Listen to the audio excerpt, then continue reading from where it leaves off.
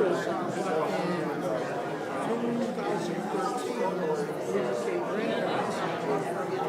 we minded up there, and we lived in Dutchess County for about 6 years while we graduated.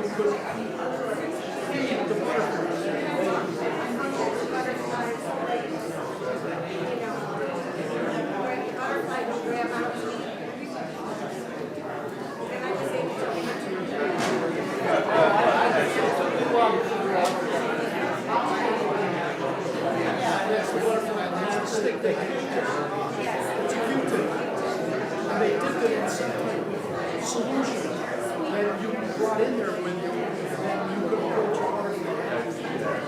water.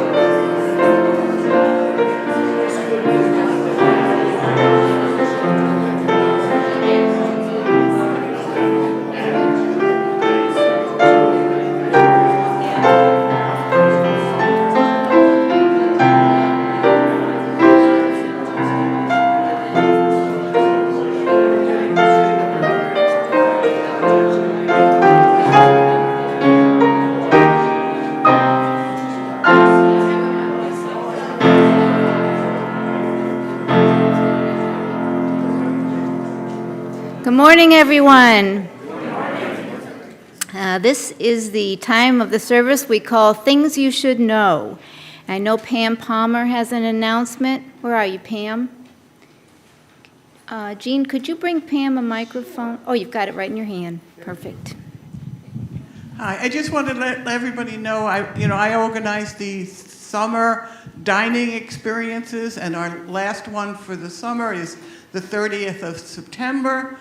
We have 26 people signed up. The restaurant can only take 36 people. So if you are thinking of signing up, I suggest you do it now. And I think we'll have a great time. Thanks. Thank you. I also have it on the back of the program, if they bulletin. Sorry, not program. Does anyone else have any announcements to make? And as Jean said, always take a look at the back of that bulletin for things that are happening here this week.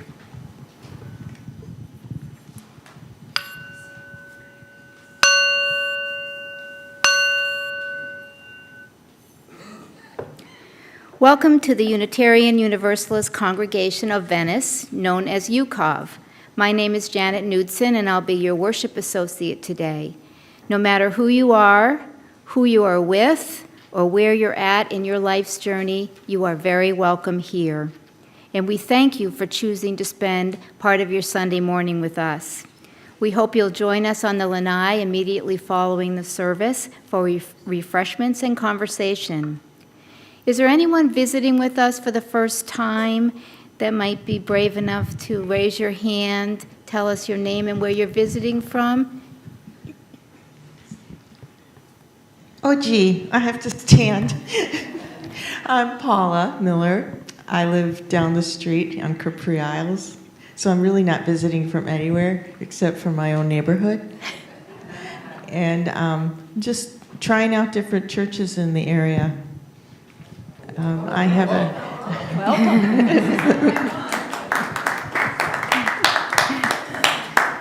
Welcome. Welcome, Paula. Any other visitors?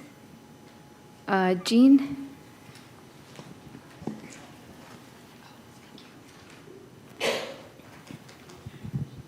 Thank you. Excuse my back. I'm Joanne. I've known about this church for a long time. I also attend the Buddha services on Saturday, and I have some really good friends that are here. And it's my first time, and I'm elated to be here. Thank you. Well, we're very happy to have you. Anyone else new that wants to introduce themselves? Has anyone recently returned from being far away? I guess they'll be coming back soon. Our service is now beginning, so please silence your cell phones.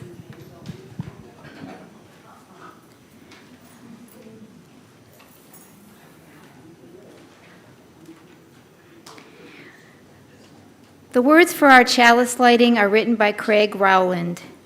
As we light this chalice, may each breath remind us of the sacred rhythm of life, the pulse of creation, and the power to hold, to shape the world around us. Lisa will now play the prelude.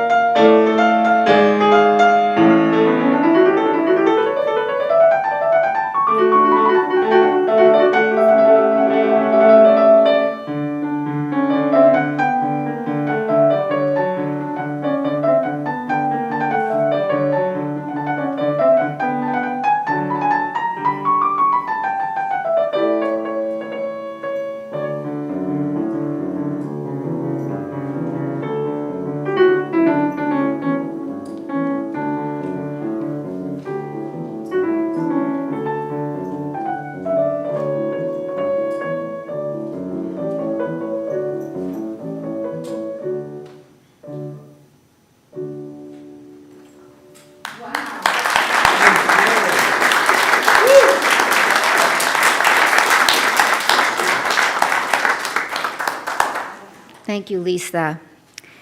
Today's service will be led by Reverend Dr. Brock Leach. Brock is an affiliated community minister at the Unitarian Universalists of Sarasota, and he works for the Unitarian Universalist Association, that's the UUA, as a consultant for emerging ministries, helping to develop and lead denominational support for religious innovators.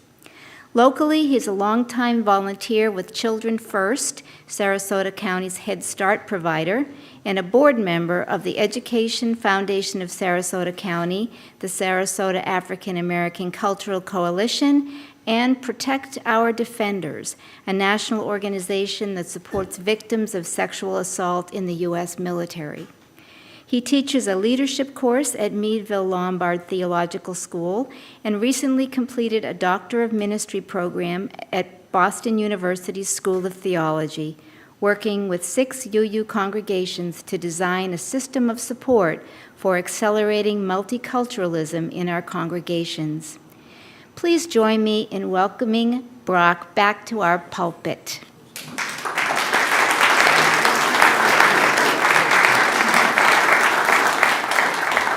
Thank you, Janet. I have to say it is a delight to be here this morning in this beautiful Florida Sunday morning in this beautiful space, surrounded by people who are caring and compassionate and sane, although that's a relative term, I know, but it's a delight to be with you. So to open our worship, I invite you to join me in a responsive reading. I'll read the lines in plain script, and I'll invite you to respond by saying the lines in italics, if we're ready for that. This is by Richard Gilbert. We bid you welcome. We bid you welcome who come with weary spirits seeking rest. Who come with troubles that are too much for you, who come hurt and afraid. We bid you welcome who come with hope in your heart. Who come with anticipation in your step, who come proud and joyous. We bid you welcome who are seekers of a new faith. Who come to grow and explore, who come to learn. We bid you welcome who enter this hall as a homecoming. Who have found here room for your spirit, who find in this people a family. Whoever you are, whatever you are, wherever you are on your journey, we bid you welcome. And now, if you would please rise our body and spirit, and we'll sing hymn number 67. We sing now together. Our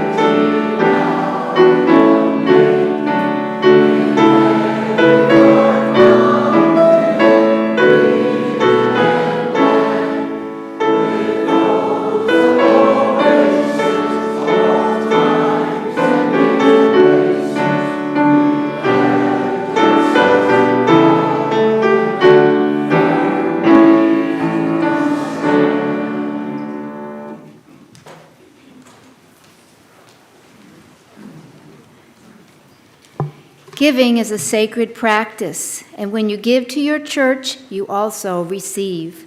As usual, our offering words are offered with levity because giving should always happen with a smile. A little girl dressed in her Sunday best was running as fast as she could, trying not to be late for her Bible class. As she ran, she prayed, "Dear Lord, please don't let me be late." While she was running and praying, she tripped on a curb and fell, getting her clothes dirty and tearing her dress. She got up, brushed herself off, and started running again.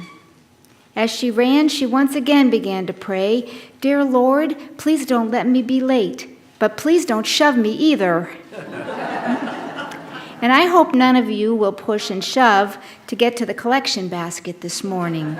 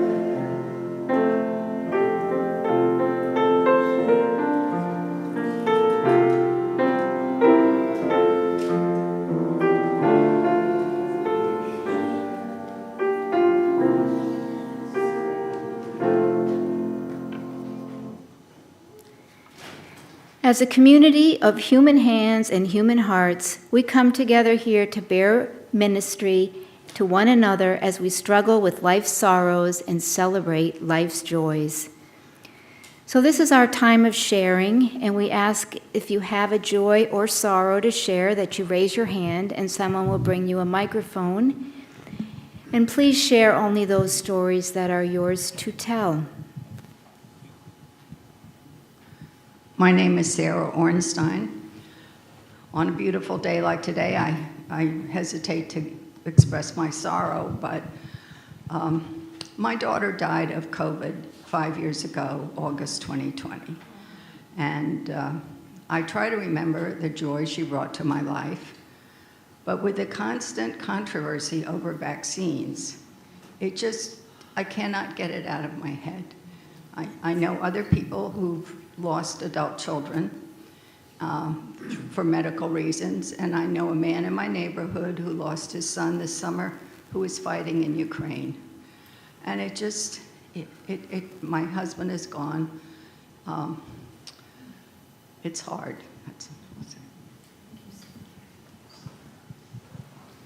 Hi, I have both a celebration and a joy.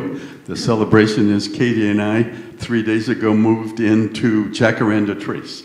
And I found my toothbrush and the coffee machine. So that's the celebration. The joy is, a few months ago, Amy Petrie Shaw shared her celebration of getting her PhD on Christian nationalism. Well, the joy I had is I talked to her about it, and she gave me a 50-page summary of her 10,000-word thesis, Reclaiming the Kingdom, Christian Nationalism versus Authentic Christianity, a comprehensive review. So I borrowed this. I'm going to return it to her, but if you're at all interested, it's a great, heavy read and an important read. Wow. Thank you. Good morning, I'm David Lindemer, and I just want to report that I heard from my grandson that a close friend of his, a 19-year-old, died by suicide, a freshman at Michigan State.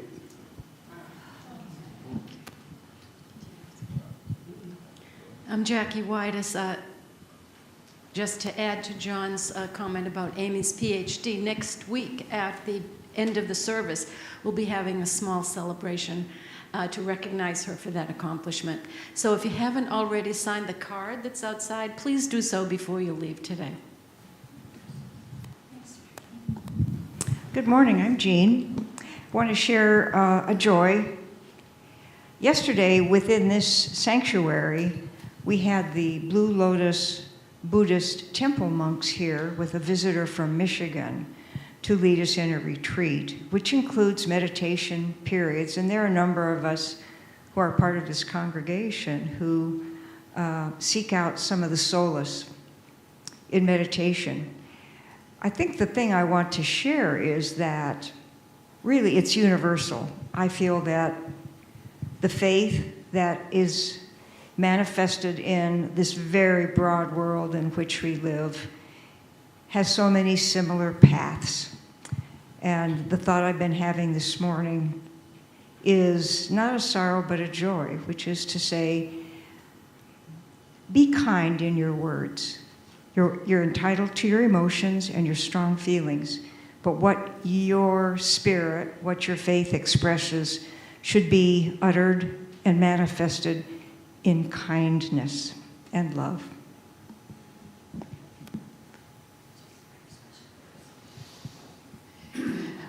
I have two joys today. One is about my husband, who's behind the scenes here, and today is his birthday. It's the milestone of 65, so I'm so glad, and many more, but we have many years together. My other joy is the library project. With the help of Bonnie and Laura, two volunteers, we've been able to complete the cataloging of the general collection in time for everybody to be coming back, and you're going to have more news about this in the future about how to check out a book and everything, but it's very exciting. We are there on Tuesday mornings from 10 to noon, and so drop by if you're close by and check out the library. So. Hi, I'm Trudy Jacoby. Pauline Adam had her surgery, her spinal surgery last Thursday, and it went well, and she is now recovering at home, and her husband Bob is taking very good care of her. But she's in, it's not going to be the easiest recovery, but she's doing well. Thank you. I'm Brett Harden, and I have two joys. One is a sorrow connection also. The first joy is that Dr. Broch is here. Many of you have not been here long enough to know that we've had a lot of social justice activities connected with our congregation and Sarasota. And Brock has always been a very innovative person to contributing to those. A few weeks ago, I went to a meeting up in Sarasota, and I went to the wrong place. I thought it was at the Sarasota Unitarian Church. I went there first, and he was leading a very interesting workshop on how communities could be more in tune with what we believe in. It was a wonderful one. I stayed there as long as I could before I went to the other place where the meeting was. The joy and concern is that a number of you probably never knew Victor Kaler. Victor died in July, and I didn't say anything here. He and I were very close friends for many years, but Victor wanted to be cremated, and he told his family that he would like to have his ashes distributed out in the Gulf. So last Thursday, my wife and I were invited to go with his family and went out, and it was a very moving experience. But Victor has left a legacy that's going to have an awful lot to do with some things that we can do to protect our values before the next election. And you're going to hear about some of that in an email coming up. And it's going to be contributed to by what we're going to hear this morning, I'm sure.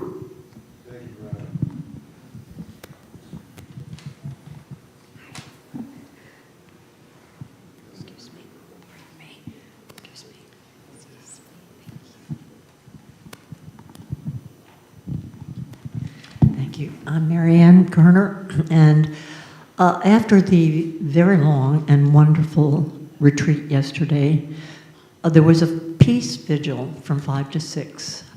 Yesterday was International Peace Day. Now, in the face of world events, it's really aspirational to talk about peace, but we must focus on peace and be peace within ourselves.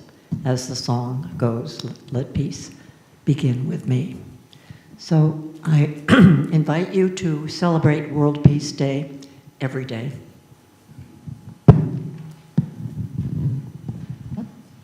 Good morning. My name's Barbara Smith, and I just wanted to talk about the joy Dick and I had this week. We had guests from Jackson, Wyoming, and Columbus, all relatives, and the highlight was we took them out to dinner at a notable Gulf side restaurant. We had a sunset that just wouldn't stop. It just kept going and going and going. And it happened to be my sister-in-law, who's also my sister, a friend of 70 years. We were pledged sisters at Akron University together. In any case, we married the Smith brothers.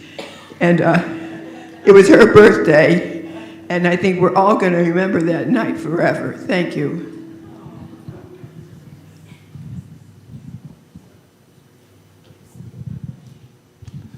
Good morning. Oh, hello. Good morning. My name is Robert Killian, and I'd just like to say that it's a wonderful thing to be with people who are progressive and who are open to the truth of life.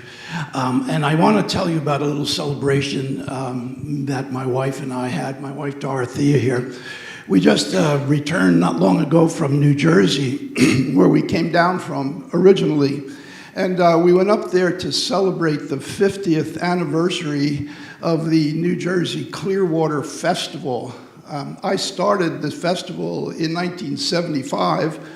I learned how to start festivals by working with my friend Pete Seeger on the Clearwater project up in the Hudson Valley. I sailed on the Clearwater and worked with Pete, and he taught me how to set up festivals. So I went down to New Jersey, where I originally grew up, and there was a Unitarian minister named Harold Dean in Lincroft at the Monmouth County UU.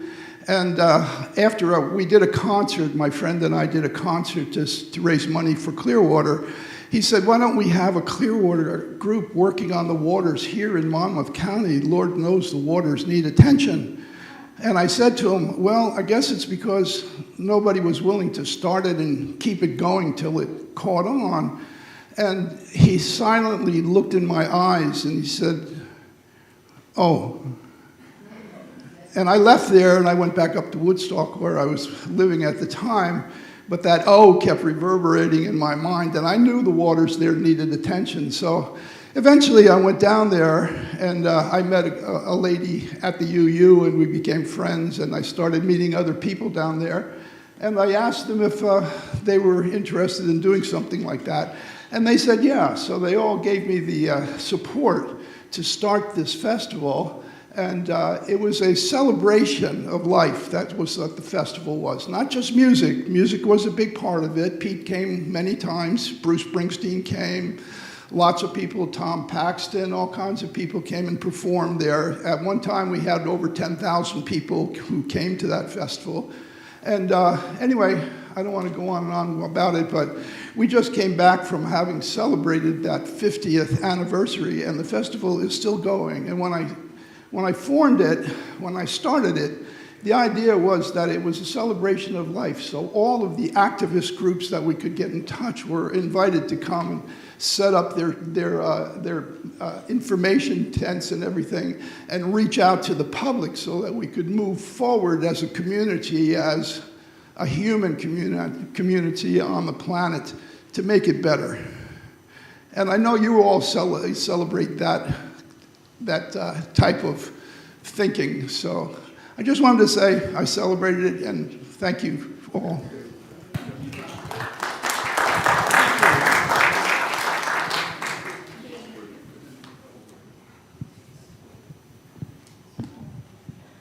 Hi, my name is Patricia Mancini, and I've been going for treatments for a chronic disease that I have, and I would have to go every week to the cancer center, and I hated it. So now I'm only going to have to go every other month, which is an incredible relief to me because I really hated the treatment. And now I'm feeling like it's so much better because I'm not going every week.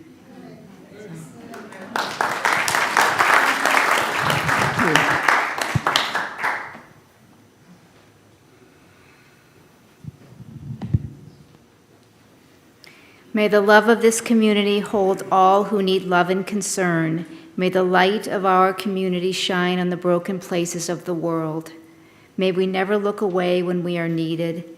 May those who are grieving be comforted.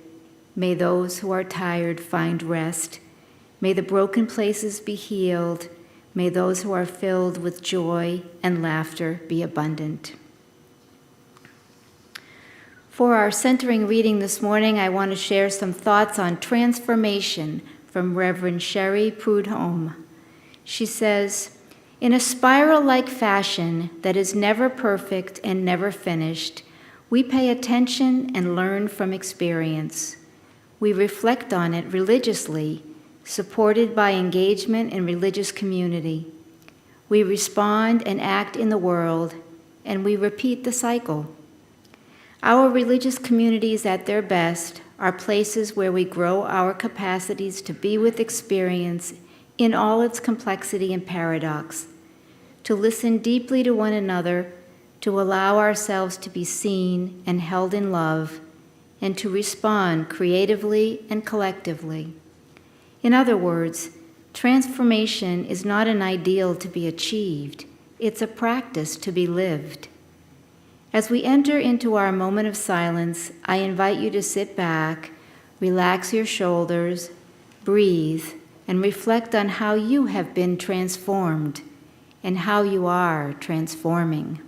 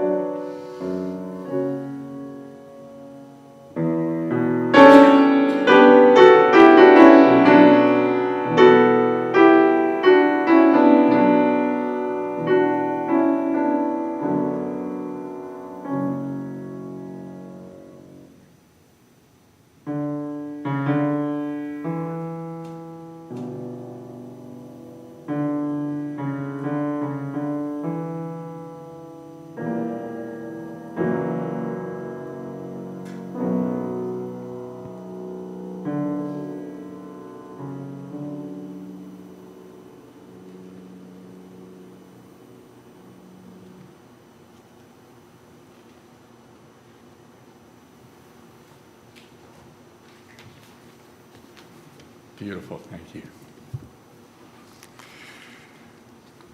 So our reading this morning is from Reverend Cameron Trimble, who is a friend and founder of an organization called Convergence that helps progressive traditions transform themselves. She says, as the climate warms, disasters have become a regular rhythm of life. Floods, fires, hurricanes, and storms that tear through communities with little warning. And yet, in the aftermath of each tragedy, we witness something startlingly beautiful: the longing to belong. Even in a fractured and divided world, that desire persists. You can see it in the way people show up, mucking out homes, passing out meals, holding one another in grief. In those moments, something ancient awakens, a memory that we were made for one another. But on ordinary days, we forget. Our society has lost its shared moral vocabulary. For generations, we've been told that meaning is whatever we make it. Freedom is the highest good. No one can tell us who we are or who we owe. And yet, this endless freedom has not made us happier. It's made us more anxious, more fragile, more alone. In this void, we try to anchor our lives in something. Consumerism tells us to accumulate. Populism tells us to dominate. Emotivism tells us to trust our feelings above all else, but none of it satisfies the soul. It is no wonder then that so many find Donald Trump appealing. Not in spite of his narcissism, but because of it. He is the unvarnished embodiment of a culture that prizes self-interest above all else. He doesn't speak the language of moral formation. He speaks the language of appetite. I want, I take, I win. And many follow him not because they've lost all moral instinct, but because they've been shaped by a society that no longer teaches moral formation. Where there is no shared good, the loudest voice wins. Where there is no communal story, the cult of personality fills the void. Trump is not forming people morally, he's giving them a stage on which to display the self. He is what happens when we confuse expression with formation, feeling with truth, and charisma with character. But it would be a mistake to believe that this is all people want. The longing for shared moral purpose is still alive. It is expressed quietly in acts of kindness, in yearning for justice, and in the fatigue so many feel at living in a culture of division and cynicism. Beneath the noise, people are searching for something deeper. The antidote to moral collapse is not moral superiority. It's moral formation. In the end, character is not something we find, it's something we form together. So that's a little tough, I realize, confronting that. So please rise now and join in body or spirit and sing hymn number 6, Just As Long As I Have Breath. Still live,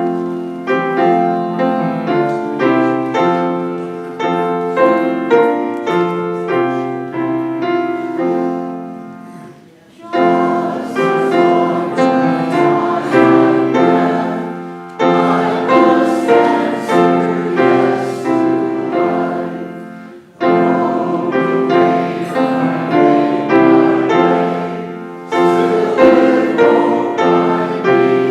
me.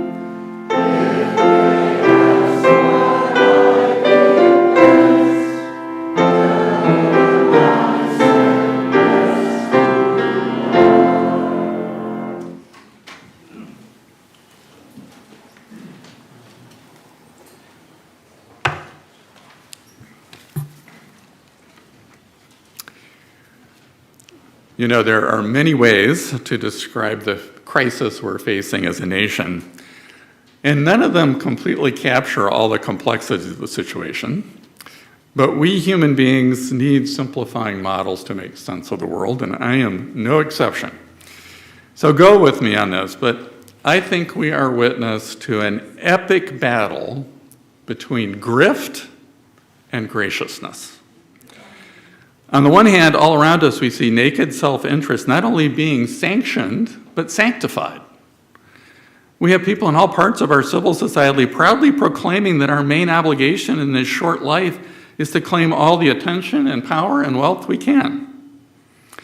In the worst case, we have few white Christian nationalists claiming that it is our divine duty to prioritize ourselves. It is a sinful weakness to feel empathy for others. I don't know if you've actually heard people say that. It blows my mind that so many people in positions of power are really run-of-the-mill grifters, and they're proud of it. On the other hand, there are people like those in the present company who recognize that we ultimately are all in this together. We need each other to become our best selves. We have faith that we can address our most pressing problems when we collaborate. We feel called by the Spirit of life to honor and support one another. And I'm going to call that graciousness. And I've been haunted by the idea that the last fall, 77 million Americans voted for a regime that was pretty close to morally bankrupt. It challenged my faith in people. And ever since then, I've been experiencing a form of moral injury that's just lingering in my subconscious, clouding my outlook on the world. And I doubt that I'm alone. And I've been thinking about this because, as Janet mentioned, I teach a leadership course at Meadville-Lombard, which is our UU seminary in Chicago. And the keynote speaker at our convocation a few weeks ago was Dr. Darcy Harris. She's a Canadian academic, so she has a little bit more objective view of what's happening in the US, and she works in the mental health field, but she spent the last decade researching what she calls political grief. This is related to moral injury, but different. When she uses the term political, she is not talking about partisan politics, election losses, although that's not what she's talking about.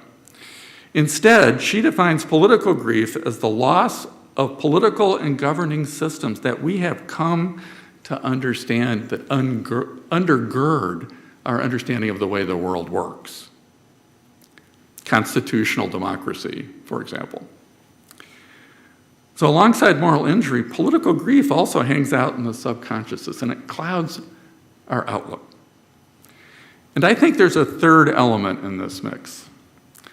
As the political system falters, we also start to question our own agency, our ability individually and collective to do things that give our lives purpose.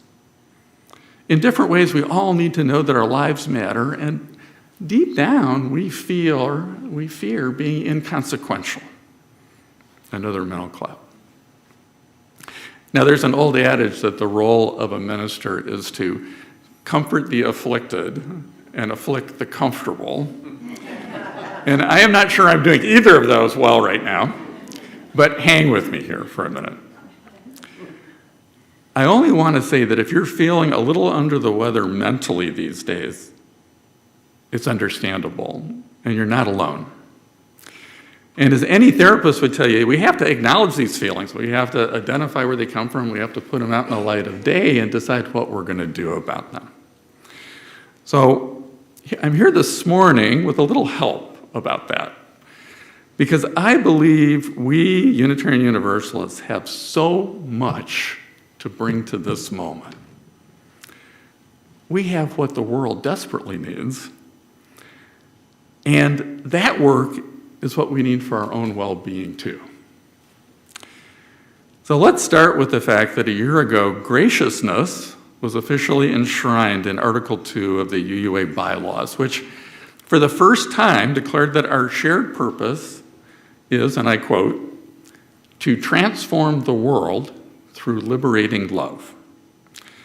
And we aim to do that by actively living out our shared values together, our interdependence with one another, equity, transformation, pluralism, generosity, and justice, all anchored by love at the center.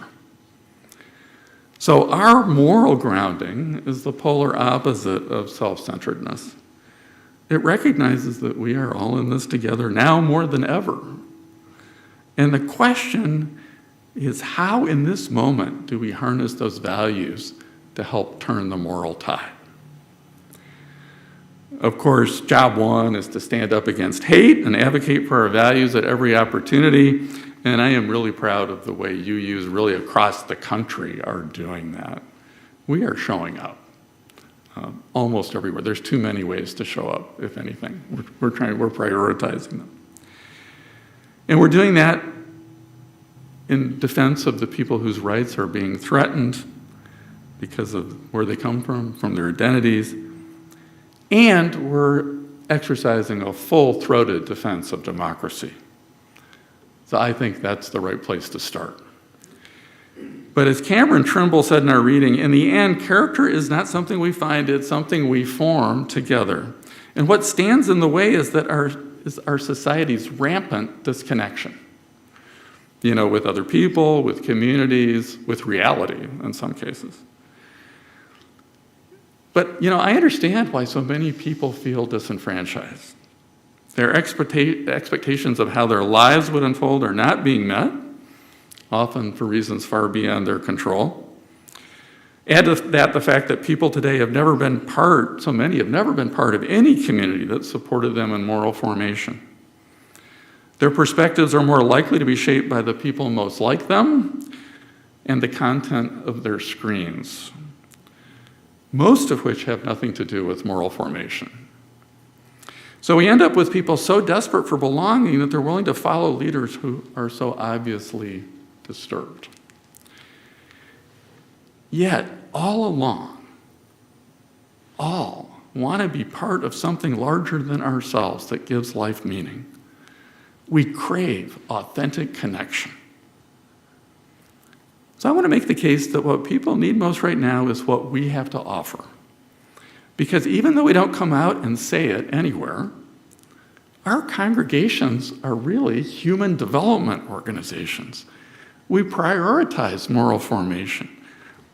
We welcome belonging and encourage it. We are about creating spiritually whole people.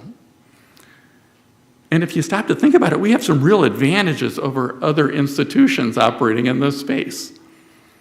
We don't exist to promote any particular creed. We welcome people who identify with any religious ideas or none.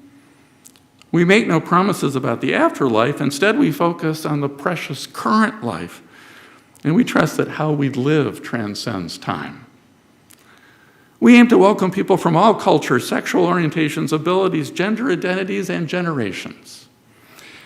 We source wisdom from 500 years of our own tradition, along with history's great prophets and philosophers and scientists.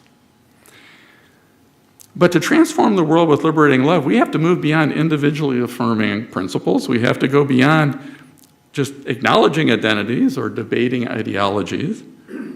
We have to recognize that our life needs and spiritual needs are going to be different depending on our cultural heritage or our life experiences and our life stage.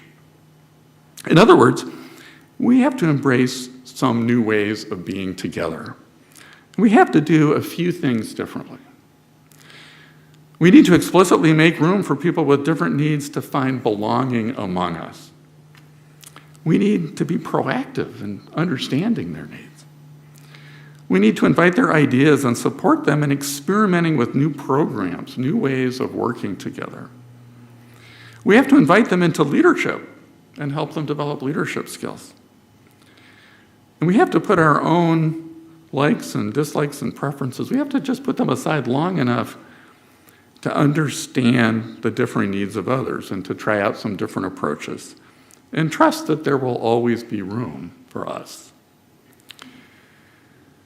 So as Janet mentioned, I work for the UUA and the New Communities team, and our job is to support UU religious innovators out there who are developing new forms of community that meet these differing needs. And so we've been putting together supports for that. We started with the UU Religious Innovators Network, which is an online resource that connects them to resources and enables to identify innovators. We've arranged partnerships with 2 Jewish organizations that walk with innovators to help them breathe life into their ideas. One of them is Beloved Garden, and that's a whole cohort program that's helping people take their ideas and get started with them. We provide grant support for early ideas through the UU funding program. And last month, we launched a second program for people whose ideas are up and running. They're working for people, but they need some stabilizing funding. So we're just launched that, and we're offering folks who are at that point some grants that are good for 2 years, $25,000 grants, and that can be followed by a second. And to pay for all this, we have created and launched the new UU Communities Fund. And I am delighted to tell you that thanks to a generous bequest from Reverend Mary Louise DeWolf, who was a longtime minister here in Florida. She was also a former Florida district executive. She earmarked a bequest for this fund. And so this is money that's available specifically for ideas that people in Florida have. So this can be new communities that start as part of congregations. They can be standalone. But if you have ideas, or if you know people who have ideas, send them my way. Because we can connect them to the support they need to make that work. But I wanted to share just a couple of examples happening around the country. The first of those is Sanctuary Boston's campus ministry program. You know, for years we've struggled to sustain campus ministries because the students in them age out. You know, they move out, and it's hard to keep leadership being nurtured. So what they decided to do in Boston, this is Matt Meyer and his team, they decided to hire professional leadership that could work across several different campus ministries, recruiting students ahead of time, training them, getting them ready, and it's taken off. We have robust UU community ministries in colleges across the Boston area thanks to this approach. So that could be done in other places. That's not the only place it could be done. Another idea, here's the San Francisco Contemplarium. Reverend Shannon Fong, who is a tech guy turned UU minister, recognized how difficult it is for young adults in San Francisco to find their way in a city where nonstop work and obscene wealth are obscuring what really matters for so many young adults. So the Contemplarium started with pop-up encounters in city parks. He would put out booths, and he would encourage people to write down, like we did with Joys and Concerns, what's on their minds, what's concerning them, what issues really matter to them that they're worried about. And he hid in the bushes and watched what people were doing, and they came out and read these things and realized there was a hunger for sharing this. And so what's come out of that is the Contemplarium, where young people are able to address what matters most to them. And they're hosting right now a Flame Keeper series, which is all about how to be fully present for your friends in difficult situations. It's working, it's growing. And it's, once, he gets this model really worked out, why couldn't we do that in other places around the country? Finally, there are several examples of churches turning themselves into third places, places that house vital services and activities for the whole community. So they've inverted the model from being a church that does social justice work to being a community support center that also provides spiritual support. Kind of turns it sideways. All community services and activities are open to anybody, but if you want to explore purpose and meaning in your life, you can join the spiritual community as well. So the Hub in Orange, New Jersey is one of these congregations, and they're celebrating a successful 10 years in existence. I don't know if that makes sense to do something like that here in Venice, But, what would it mean to house some essential community services? I'm really excited to report that last week, the Sarasota Church announced that they are opening a food pantry and delivery service that will bring food and supplies to Latino families in their immediate neighborhood who are at risk if they leave their homes. And this was fired up by a Latino member of that congregation that got that going. How cool is that? It's introducing who we are to people with a real and meeting a real need. So there's a lot to be excited about happening in our movement. I just touched the surface here. And what if, instead of looking to political leaders and pundits, we took matters into our own hands? What if we regrounded ourselves in the deep roots of our own theology, which point unequivocally to our common human values? We have 500 years of accumulated wisdom that prove we are on the side of right on this. What if we looked around in our own communities, identified broken systems, and went to work with allies to develop solutions that work? What if in doing all this we became places people sought out for spiritual vitality and wholeness because they saw who we are and what we're doing? So last example. Tom Morgan, who is a second career seminarian in Middlebury, Vermont. He used to work for the Department of Defense, by the way. He's made a big transition. He's doing something in Middlebury, Vermont that I love. A couple of years ago, he was interning with that congregation, and he started Green Mountain Justice, which meets the needs of unhoused and other economically marginalizing folks right in their community. These are folks whose lives are falling apart through no fault of their own. Situations like an illness, which results in medical bills that can't be paid, and then the loss of a family's home, and they end up sleeping under a bridge. Vermont has an ethic of independence and a patchwork of local social services, but it doesn't begin to meet the need. So Tom's approach has been to address all three losses at once. First, they provide direct neighbor care. They train volunteers who act as advocates, and they walk with people as they negotiate social services, and they help them find all the other things they need to stay alive. Now they're setting up what they call a neighbor's table community. So this is a gathering of people that brings the unhoused together with congregation members and other people in the community who care about this work. It's a nurturing space that is all about spiritual needs for those facing life's greatest challenges. They're all in it together, creating authentic connection and deep listening and beloved community. Next, Tom is doing what he calls human-centered advocacy.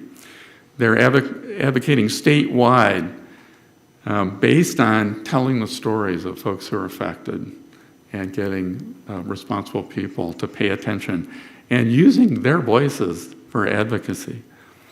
And right now, they got a grant to help build a network of emergency heating shelters across the state. They're coordinating that effort from Middlebury. And now, they are recruiting a network of UU congregations in Vermont to be part of this. They're being asked to assemble a neighbor care network, to have a neighbor's table community, to participate in advocacy, and to be partners in this whole project. That's just beginning. We'll see how that goes. But Tom's vision is that in towns all across Vermont, UUs will be demonstrating their deeply held moral values. They'll be crafting a support system that actually works. They'll help all who participate find their own agency meaning in this work. And along the way, the congregations that participate will be centers of spiritual vitality, serving not only their current members, but their larger communities. Now, I don't know. What does that inspire the rest of us to do? It's worth thinking about. Maybe this is the best time for our congregations to demonstrate what's possible and bring hope to our communities. If we give ourselves a little room to try new things, if we show that our congregations are places where anyone can find belonging, places where we practice the values that truly matter to the future, if we walk alongside the most marginalized among us and partner with them to build systems that work, if we demonstrate our own power to make a difference in the lives of others, then we will get through this trying time and we will emerge as spiritually whole people. I truly believe our congregations will become the kind of spiritual formation communities that the world so desperately needs. In so many ways, trying though it is, this is our moment. Let's take advantage of it. So with that, I'm going to extinguish the chalice with these words from Bill Hamilton Holloway. If I were to wish you peace, it would not be for long. It would be peace to rest, to reflect, and to make ready for the coming day, that the full force of your creativity and love might be released and shared.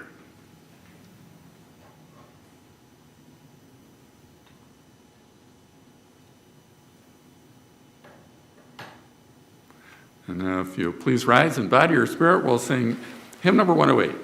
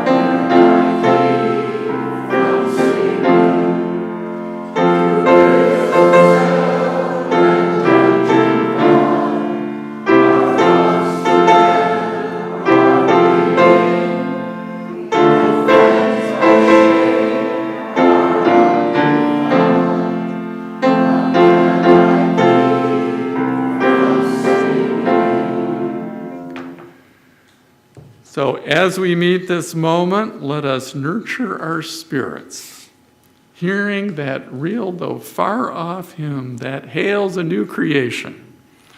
Let's be a part of bringing it about. And let's keep singing.